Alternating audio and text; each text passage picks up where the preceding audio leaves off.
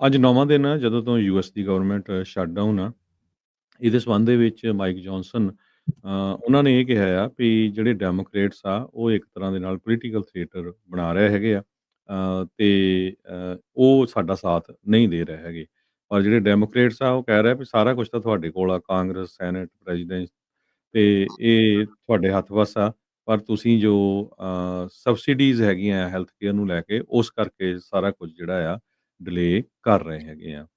ਦੂਸਰੇ ਪਾਸੇ ਸ਼ਿਕਾਗੋ ਦੇ ਵਿੱਚ ਨੈਸ਼ਨਲ ਗਾਰਡ ਆਲਰੇਡੀ ਪਹੁੰਚੇ ਹੋਏ ਹੈਗੇ ਆ, ਆਈਸ ਨੂੰ ਪ੍ਰੋਟੈਕਟ ਕਰਨ ਦੇ ਲਈ। ਪਰ ਹਜ਼ਾਰਾਂ ਦੀ ਗਿਣਤੀ ਦੇ ਵਿੱਚ ਲੋਕ ਉੱਥੇ ਪ੍ਰੋਟੈਸਟ ਕਰ ਰਹੇ ਹੈਗੇ ਆ।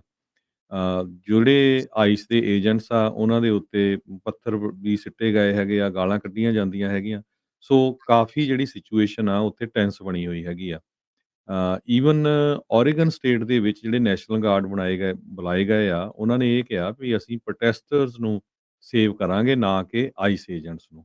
ਸੋ ਇਹ ਸਿਚੁਏਸ਼ਨ ਜਿਹੜੀ ਸਟੇਟਸ ਦੀ ਤੇ ਗਵਰਨਮੈਂਟ ਦੀ ਜਿਹੜੀ ਫੈਡਰਲ ਗਵਰਨਮੈਂਟ ਦੀ ਆ, ਕਾਫੀ ਟੈਂਸ ਹੁੰਦੀ ਜਾਪਦੀ ਹੈਗੀ ਆ। ਜੀ।